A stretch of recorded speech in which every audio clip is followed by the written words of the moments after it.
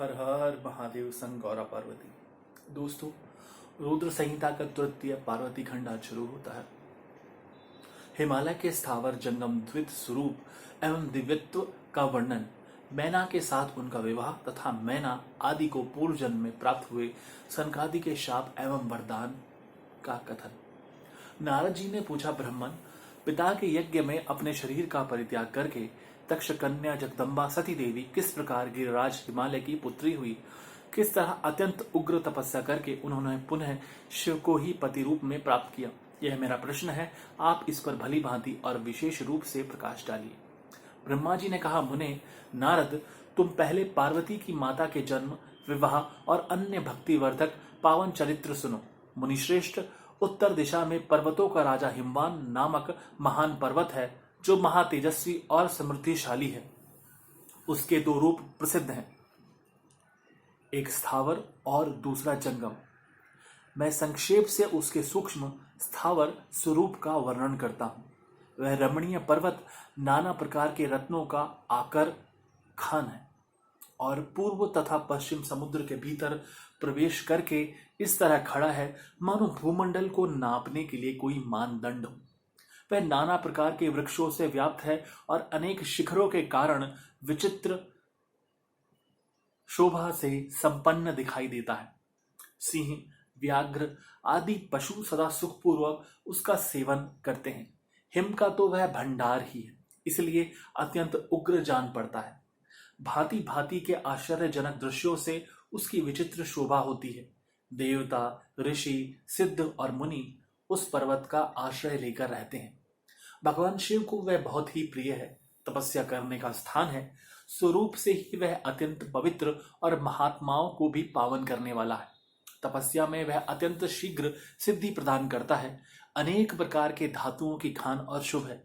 वही दिव्य शरीर धारण करके सर्वांग सुंदर रमणीय देवता के रूप में भी स्थित है। भगवान विष्णु का अविकृत अंश है, इसलिए वह शैलराज साधु संतों को अधिक प्रिय है।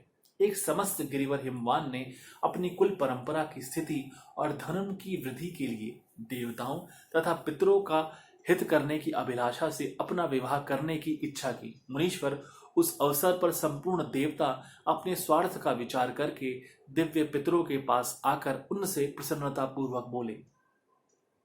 देवताओं ने कहा, पितरों, आप सब लोग प्रसन्नचित होकर हमारी बात सुने और यदि देवताओं का कार्य सिद्ध करना आपको भी अभिष्ट हो तो शीघ्र वैसा ही करें।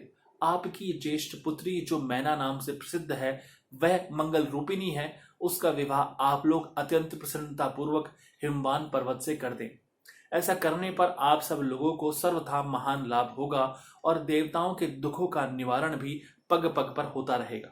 देवताओं की ये बात सुनकर पितरों ने परस्पर विचार करके स्वीकृति दे दी और अपनी पुत्री मैना को विधिपूर्वक हिमालय के हाथ में दे दिया। उस परम मंगलमय विवाह में बड़ा उत्सव मनाया गया। मुनीश्वर नारद, मैना के साथ हिमालय के शुभ विवाह का यह सुखद प्रसंग मैंने तुमसे प्रसन्नता पूर्वक कहा है। अब और क्या सुनना चाहते हो? नारद जी ने पूछा, विद्वन, अब आदर पूर्वक मेरे सामने मैना की उत्पत्ति का वर्णन कीजिए। उसे किस प्रकार शाप प्राप्त हुआ था, यह कहिए और मेरे संदेह का निवारण कीजिए। ब्रह्मा जी बोले, मुने, मैंने अपने दक्ष नामक जिस पुत्र की पहले चर्चा की है, उसके 60 कन्याएं हुई थी, जो सृष्टि की उत्पत्ति में कारण बनी। नारद, दक्ष ने कश्यप आदि श्रेष्ठ मुनियों के साथ उनका विवाह किया था। यह सब वृतांत तो तुम्हें विदित ही है। अब प्रस्तुत विषय को सुनो। उन कन्याओं में एक स्वधा नाम की कन्या थी, जिसका विवाह उन्होंने पितरों के साथ किया। स्वधा की 3 पुत्रियां थी, जो सौभाग्यशालिनी तथा धर्म की मूर्ति थी। उनमें श्रेष्ठ पुत्री का नाम मैना था, मंझली धन्या के नाम से प्रसिद्ध थी और सबसे छोटी कन्या का नाम कलावती था। ये सारी कन्याएं पितरों की मानसी पुत्रियां थीं। उनके मन से प्रकट हुई थी। इनका जन्म किसी माता के गर्भ से नहीं हुआ था, अतएव वे अयोनिजा थी। केवल लोक व्यवहार से सुधा की पुत्री मानी जाती थी। इनके सुंदर नामों का कीर्तन करके मनुष्य संपूर्ण अभिष्ट को प्राप्त कर लेता है। ये सदा संपूर्ण जगत की वंदनीय लोक माताएं हैं और उत्तम अभ्युदय से सुशोभित रहती हैं। सबकी सब परम योगिनी, ज्ञान निधि तथा तीनों लोकों में सर्वत्र जा सकने वाली है। मुनीश्वर, एक समय में वे तीनों बहनें भगवान विष्णु के निवास स्थान श्वेत द्वीप में उनका दर्शन करने के लिए गई। भगवान विष्णु को प्रणाम और भक्ति पूर्वक उनकी स्तुति करके वे उन्हीं की आज्ञा से वहां ठहर गई। उस समय वहां संतों का बड़ा भारी समाज एकत्र हुआ था। मुने, उसी अवसर पर मैंने पुत्र सनकादि सिद्धगण भी वहां गए और श्री हरि की स्तुति वंदना करके उन्हीं की आज्ञा से वहां ठहर गए। सनकादि मुनि देवताओं के आदि पुरुष और संपूर्ण लोकों में वंदित हैं।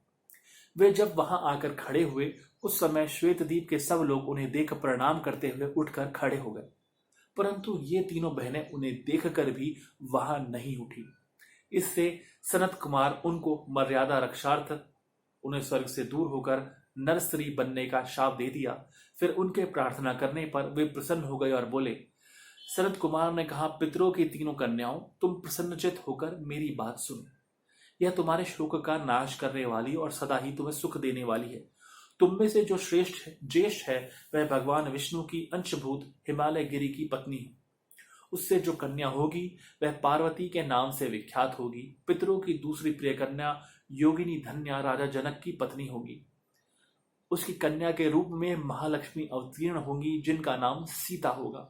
इसी प्रकार पितरों की छोटी पुत्री कलावती द्वापर के अंतरिम भाग में वृषभानु वैश्य की पत्नी होगी और उसकी प्रिय पुत्री राधा के नाम से विख्यात होगी।